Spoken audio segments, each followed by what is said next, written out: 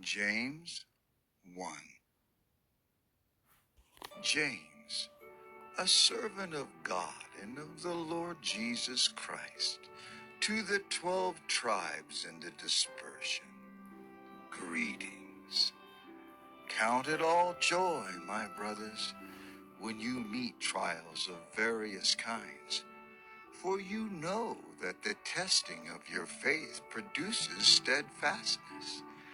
And let steadfastness have its full effect, that you may be perfect and complete, lacking in nothing. If any of you lacks wisdom, let him ask God, who gives generously to all without reproach, and it will be given him. But let him ask in faith, with no doubting. For the one who doubts is like a wave of the sea that is driven and tossed by the wind. For that person must not suppose that he will receive anything from the Lord. He is a double-minded man, unstable in all his ways. Let the lowly brother boast in his exaltation, and the rich in his humiliation, because like a flower of the grass, he will pass away. For the sun rises with its scorching heat and withers the grass. Its flower falls and its beauty perishes. So also will the rich man fade away in the midst of his pursuits. Blessed is the man who remains steadfast under trial, for when he has stood the test, he will receive the crown of life, which God has promised to those who love him. Let no one say when he is tempted, I am being tempted by God. For God cannot be tempted with evil, and he himself tempts no one.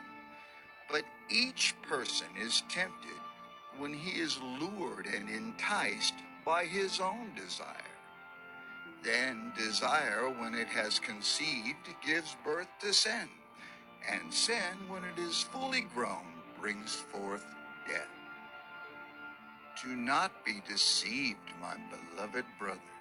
Every good gift and every perfect gift is from above, coming down from the Father of lights, with whom there is no variation or shadow due to change. Of his own will he brought us forth by the word of truth, that we should be a kind of first fruits of his creatures. Know this, my beloved brothers, let every person be quick to hear, slow to speak, slow to anger. For the anger of man does not produce the righteousness of God. Therefore, put away all filthiness and rampant wickedness, and receive with meekness the implanted word, which is able to save your souls. But be doers of the word and not hearers only, deceiving yourselves. For if anyone is a hearer of the word and not a doer, he is like a man who looks intently at his natural face in a mirror. For he looks at himself and goes away, and at once forgets what he was like. But the one who looks into the perfect law, the law of liberty, and perseveres, being no hearer who forgets, but a doer who acts, he will be blessed in his doing.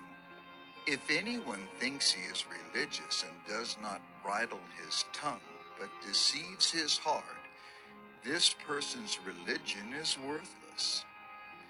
Religion that is pure and undefiled before God the Father is this: to visit orphans and widows in their affliction, and to keep oneself unstained from the world.